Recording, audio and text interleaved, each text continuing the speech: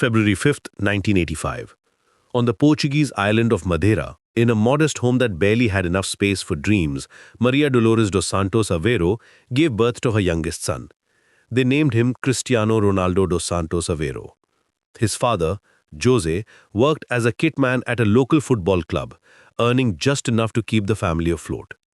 With three older siblings, Hugo, Elma, and Katia, the Aveiro household was cramped but filled with something money couldn't buy: unconditional love and unwavering belief. From the moment Cristiano could walk, he had a football at his feet. The narrow streets of Funchal became his training ground, the walls of buildings his practice partners. While other children played video games or watched television, Cristiano was outside, perfecting his touch, his speed, his vision.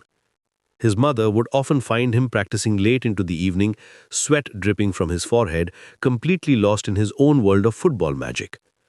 Maria Dolores and Jose Diniz weren't wealthy, but they were rich in wisdom. They taught their youngest son that talent without hard work was meaningless, that respect was earned through actions, and that no dream was too big if you were willing to sacrifice for it.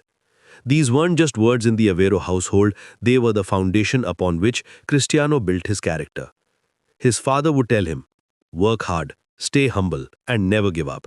One day, the world will know your name." By the time Cristiano turned 12, his talent had outgrown the small island of Madeira. Sporting CP, one of Portugal's most prestigious clubs, had noticed this extraordinary boy who played with the heart of a lion and the skill of a magician. But joining their academy meant leaving everything behind: his family, his friends, his childhood home. For a 12-year-old, this wasn't just a big decision, it was life-changing. The conversation that would alter the course of football history happened around the Aveiro family's dinner table. Sporting CP wanted Cristiano, but it meant moving to Lisbon, hundreds of miles away from everything he knew. His mother looked into his eyes and said something that would echo through his entire career. "Cristiano, greatness does not come from staying comfortable. You must go where you can become the best." Lisbon was a different world. The academy was professional, demanding, and unforgiving. Cristiano was no longer the standout player. He was one among many talented boys, all fighting for the same dream. The homesickness hit him like a physical blow. There were nights when he would call his mother, tears streaming down his face, begging to come home. But Maria Dolores had a gift for turning pain into purpose. She would remind him why he left, what he was working towards, and that the family's love would always be his strength, no matter how far away he was. The training at Sporting CP was intense beyond anything Cristiano had experienced. He was smaller than most of his teammates, his voice hadn't broken yet, and the older boys often treated him like an outsider. But what he lacked in size, he made up for in determination. While others rested, Cristiano practiced. While others complained, Cristiano pushed harder. His coaches began to notice something special about this boy from Madeira. Not just his skill, but his refusal to accept anything less than perfection from himself. Then came the scare that almost ended everything before it truly began. At 15, during routine medical examination, doctors discovered that Cristiano had a heart condition that could potentially end his career. The diagnosis hit the family like a thunderbolt. All those sacrifices, all that hard work, all those dreams suddenly hanging by a thread. But the Aveiro family had never been ones to surrender to circumstances. The surgery was successful, but the recovery period was agonizing for a boy whose life revolved around constant movement and football. Cristiano had to watch from the sidelines as his teammates trained and played. It was during this period that his mental strength truly developed. He realized that football wasn't just about physical ability, it was about resilience, about bouncing back from setbacks, about finding ways to improve even when everything seemed to be working against you. When he returned to training, Cristiano was different. The experience had matured him, given him a deeper appreciation for the opportunity he had been given. His performances on the pitch became even more spectacular.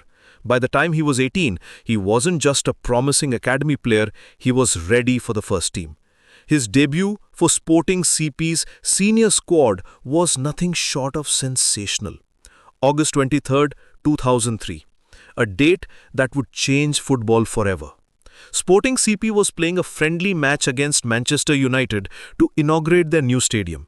It was meant to be a celebration, a showcase of Portuguese football. What nobody expected was that an 18-year-old boy would steal the show completely. Cristiano played that match like his life depended on it. Every touch was perfect, every run was purposeful, every skill was executed with the confidence of a seasoned professional. The Manchester United players, some of the best in the world, found themselves chasing shadows. Sir Alex Ferguson, the legendary United manager, watched from the sidelines with growing amazement. He had seen many talented young players, but this was different. This was special. After the match, the United players did something unprecedented. They approached Ferguson and told him he had to sign this boy immediately. They had been on the receiving end of Cristiano's brilliance, and they knew they were witnessing the emergence of something extraordinary. Ferguson didn't need much convincing. He had seen enough. The transfer happened with lightning speed. Within days, Cristiano Ronaldo was a Manchester United player, wearing the famous number 7 jersey that had been worn by legends like George Best and Eric Cantona. For an 18-year-old from a small Portuguese island, it was overwhelming and exhilarating in equal measure. But before he left for Manchester, Cristiano had one final conversation with his mother.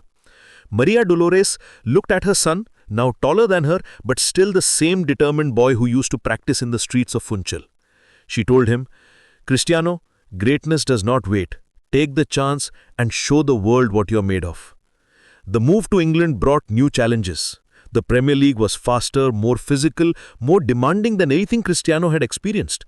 The media attention was intense, the expectations were enormous, and the pressure was relentless.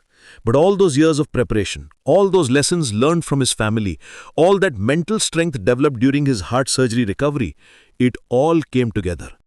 Cristiano didn't just adapt to English football, he revolutionized it. His combination of skill, speed, and determination was unlike anything the Premier League had seen. He helped Manchester United win multiple Premier League titles, the FA Cup, and the UEFA Champions League. But more importantly, he never forgot where he came from or who had made it all possible. In every interview, after every victory, Cristiano would mention his family. He would talk about his mother's sacrifices, his father's wisdom, and the love that had sustained him through every challenge. Success hadn't changed his core values. It had simply given him a bigger platform to honor the people who had believed in him when he was just a boy with a dream. The story of Cristiano Ronaldo's early years isn't just about football. It's about the power of family, the importance of perseverance, and the magic that happens when talent meets unwavering determination. From those dusty streets in Madeira to the bright lights of Old Trafford, every step of the journey was built on the foundation his parents had given him. Work hard, stay humble, and never give up. Today, when young footballers around the world dream of greatness, they often think of Cristiano Ronaldo. But the real lesson of his story isn't about the trophies he won or the records he broke.